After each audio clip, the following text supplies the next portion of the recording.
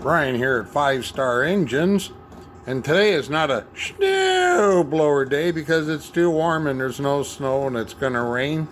But hey, you know what? We got tired of being a little bit cool in the shop, so we went and we bought one of these Vevor diesel heaters. They're available on a major marketing internet site.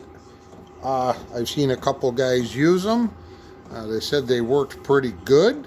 So I figured, you know what?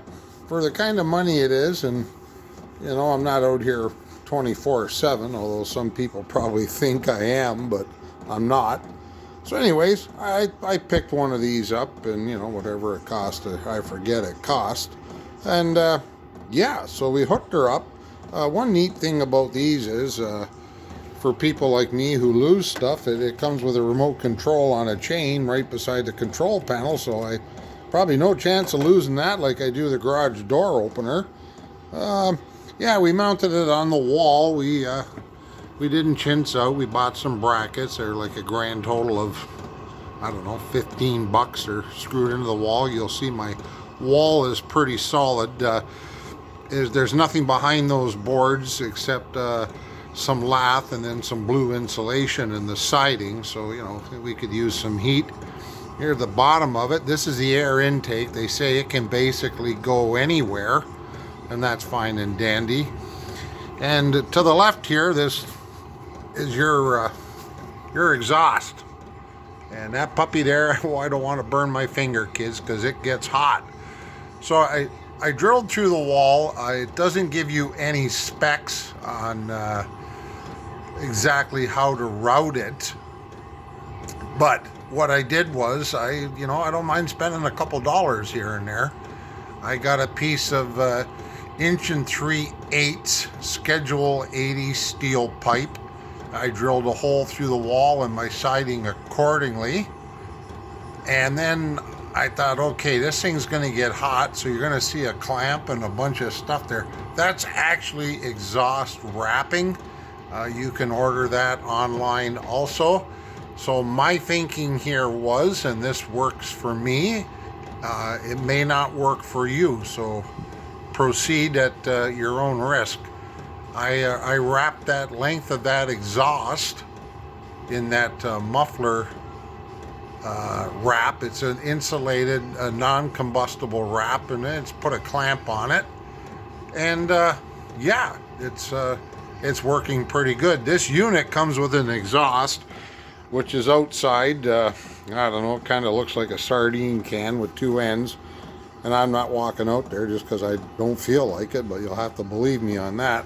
But anyways, I put this puppy in. I bought, 10 bucks worth of diesel fuel. And this thing's been running for, geez, I don't know how long. And I've used, I don't know, 2.5 liters.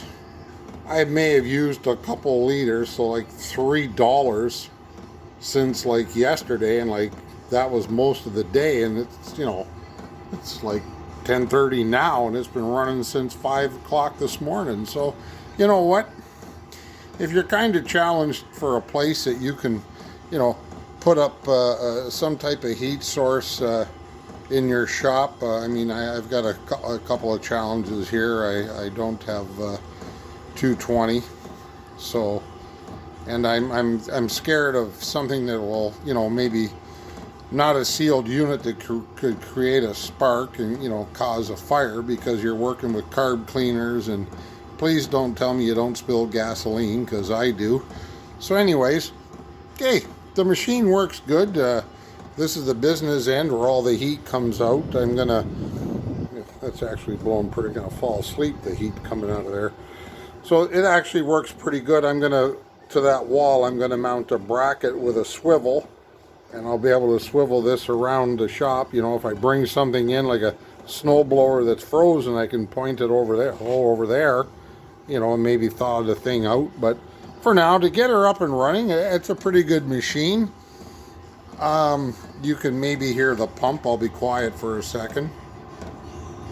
Clunk, clunk, clunk. That's the pump. It's a little noisy. I'm half deaf. I don't care. So there you go. I just thought I'd show you this. this neat little heater for the money, hey, look it up, and it might be something that works in your shop. One other neat thing, it runs on 12 volts. So they are designed to run in a motor home or a camper. And I mean, obviously they got to be exhausted to the outside.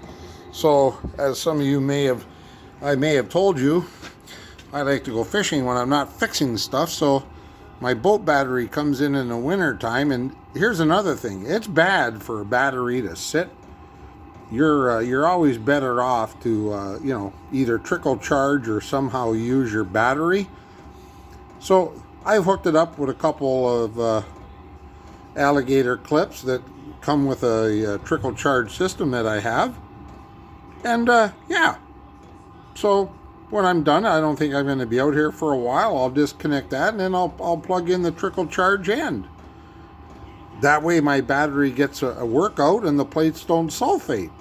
So that's great. So in this application, it works for me. You know, that's just my thoughts on it. I think they're a pretty good machine. So there we go. That's what we're doing today. 5-star engine repair. Please like and subscribe and have a snowblower kind of day.